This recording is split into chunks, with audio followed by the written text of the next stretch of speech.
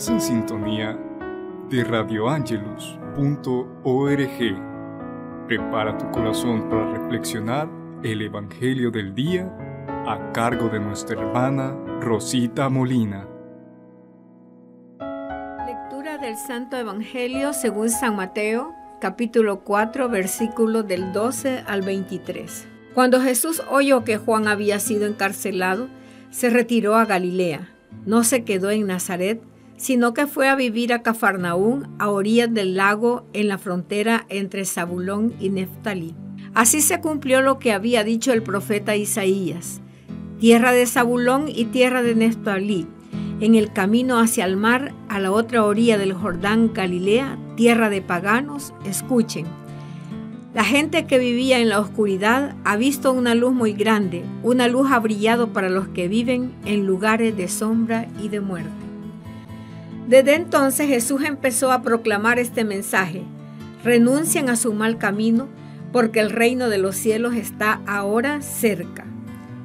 Mientras Jesús caminaba a orillas del mar de Galilea, vio a dos hermanos. Uno era Simón, llamado Pedro, y el otro Andrés. Eran pescadores y estaban echando la red al mar. Jesús los llamó: síganme, yo los haré pescadores de hombres. Al instante dejaron las redes y lo siguieron. Más adelante vio a otros dos hermanos, Santiago, hijo del Zebedeo, con su hermano Juan. Estaban con su padre en la barca arreglando las redes. Jesús los llamó y enseguida ellos dejaron la barca y a su padre y lo siguieron.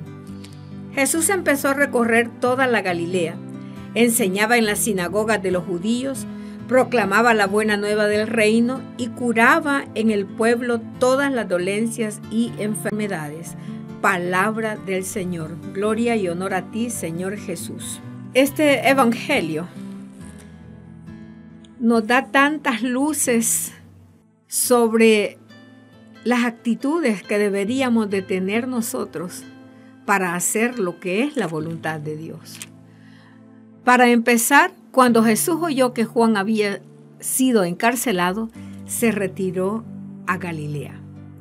Jesús estaba en Nazaret, que fue el domicilio durante su adolescencia. Y le avisan que su precursor, su amigo, su primo, está encarcelado. ¿Qué esperaríamos nosotros de un amigo? Que intentara hacer algo, que fuera a hablar con Herodes, que fuera a hablar con quien pudiera hablar, solicitando la libertad de aquel amigo. Pero Jesús se retira de allí. Y es que Jesús conoce los designios de Dios, igual que Juan el Bautista. Los dos conocían perfectamente cuál era su misión.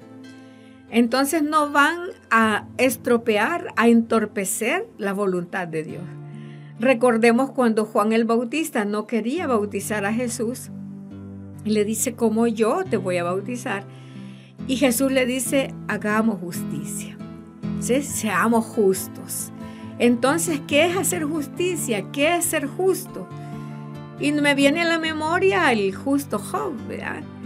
Que bien claro lo dice, que es justo porque se somete a la voluntad de Dios, porque obedece a Dios. Entonces, Jesús no es que salga como un cobarde huyendo. Debe de haberle dolido el corazón, debe de haber sufrido, pero hace lo que tiene que hacer y se retira a donde se tiene que retirar, a Cafarnaúm, que es la ciudad que escoge como centro de sus actividades apostólicas. En tiempo de Cristo, pues Cafarnaúm bastante opulenta, centro importante de comunicaciones, y por eso frecuentada por toda clase de gente de todos los pueblos circunvecinos y aún de lejanas naciones. A eso es lo que escoge Jesús. Es especial Jesús para escoger los lugares donde sabe que se puede difundir mejor su mensaje. Y va, como dice, donde antes estuvo Zabulón y Neftalí, que eran tribus a las que se refiere el profeta Isaías, que predice que en aquella región entonces humillada y despreciada había de lucir antes que en otros sitios la luz mesiánica de Cristo, luz del mundo, luz verdadera. Zabulón y Neftalí eran tribus que en ese espacio donde en tiempo de Cristo estaba Cafarnaúm, si lo leemos en el Antiguo Testamento, sufrieron invasiones. Y estas tribus, Zabulón y Neftalí, fueron sometidas, fueron humilladas, fueron marginadas y vivían en la oscuridad. Sin embargo, mucho tiempo antes de que Cristo naciera, les había anunciado el profeta que eran los que primero iban a gozar de la preciosa luz eterna que no se apagará jamás. Esta imagen de la luz es muy frecuente en Isaías para señalar los tiempos mesiánicos. Lo anuncia como una luz que viene a romper la oscuridad, que viene a iluminar el pecado, la mentira, la verdad por excelencia. Jesús dijo: yo soy la luz. Y nosotros estamos llamados y somos también luz si nos dejamos iluminar por la luz de Cristo. Él es la fuente de la luz. Nosotros no somos luz, pero Él nos da de su luz para que nosotros brillemos en medio de la oscuridad de este mundo. Imagínense lo que significaba para Cafarnaúm que la luz llegara, que la luz se asentara en su territorio. La predicación de Cristo coincide con la de Juan. Gradualmente irá manifestando la doctrina del reino de Dios, pero ante todo enseña que para pretender este reino hay que cambiar de costumbres por el arrepentimiento, insinuando que no se trata de un reino terrenal como el que esperaban los judíos. Llama a sus primeros discípulos. Este es otro momento muy importante. Él viene precisamente de debatirse con la tentación, de debatirse con el mismísimo Satanás, y ya ha sido probado. Ya tiene toda la facultad para emprender su misión, ayudado, auxiliado por aquellos que ya estaban también predestinados para ser sus discípulos, para ser sus apóstoles. Y así llama a sus primeros discípulos y ellos le siguen inmediatamente, dice la Escritura, basándose sencillamente a la fe en Jesús, la cual había sido preparada en ellos por Juan el Bautista. Ellos habían tenido ya una relación con Juan el Bautista. Por eso ellos les reconocen. Ellos de seguro escucharon decir a Juan: este es el Cordero de Dios que quita el pecado del mundo. Entonces creyeron y le siguieron. Ellos no solo abandonan su barca, sino a su mismo Padre, mostrando en esta prontitud de ánimo y total renuncia a los bienes materiales el espíritu fogoso en que en más de una ocasión darán muestra en el tiempo que les sigue, en el tiempo sucesivo. El evangelista resume la misión de Cristo en Galilea, presentándolo como el gran maestro, como el gran doctor, anunciado por los profetas, como el que obra toda clase de milagros para confirmar la verdad de su doctrina y la cercanía de su reino. Él es el reino de Dios. Él es el que se ha acercado. Hoy mismo, para nosotros entonces, de este evangelio, queridísimos hermanos, debe quedarnos bien claro, porque eso pretende el evangelio. Hay un solo evangelio y es Cristo. Hay 4 que lo escriben, pero el evangelio, la buena nueva, el reino que se ha acercado es Cristo, es nuestro Señor. Es el que nos pide a nosotros cambios de actitud, arrepentimiento, conversión, dar la vuelta, no seguir por el mismo camino, sino convencernos de que Él vino para nuestra salvación.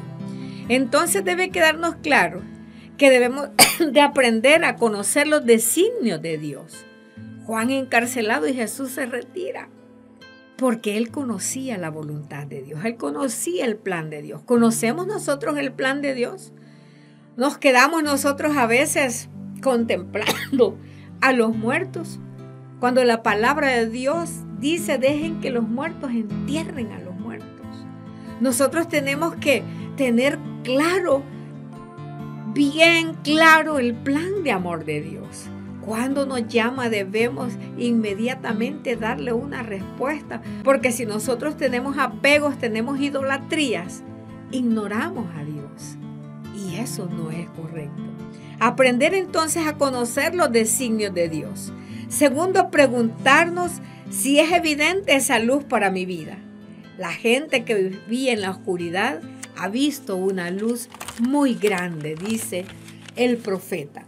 Y es también para nuestro tiempo. ¿Acaso nosotros no vivíamos o no vivimos todavía en oscuridad? Es evidente para nosotros la luz de Cristo, que quiere iluminar nuestro pecado, no para señalarlo ni para condenarnos, sino para que vivamos, después de habernos arrepentido y de haber llorado nuestros pecados por haber ofendido a un Dios tan bueno. Viene sobre nosotros una vida nueva, porque somos nuevas criaturas y ese es el plan de Dios. Tercero, he renunciado a mis malos caminos, según la predicación de Jesús que anunció la salvación. Ha cambiado mi manera de pensar y de actuar por amor al reino. Creo yo verdaderamente en Jesús. Y por eso cambio mi manera de hablar, mi manera de pensar, mi manera de relacionarme con el mundo. Eso es conversión. Cambio actitudinal, cambio del pensamiento, una mente nueva, una mente renovada, una mente que nos lleve hacia la verdad y hacia la libertad. Cuarto, estoy dispuesto a renunciar a los bienes de este mundo por seguir y servir a Jesús. Quizás sería lo que más nos cuesta, renunciar. Cuando la palabra de Dios dice que Él debe de ser el primero. Él debe de ser el único Dios y que nosotros no podemos tener otros dioses. No podemos idolatrar a nadie ni a nada.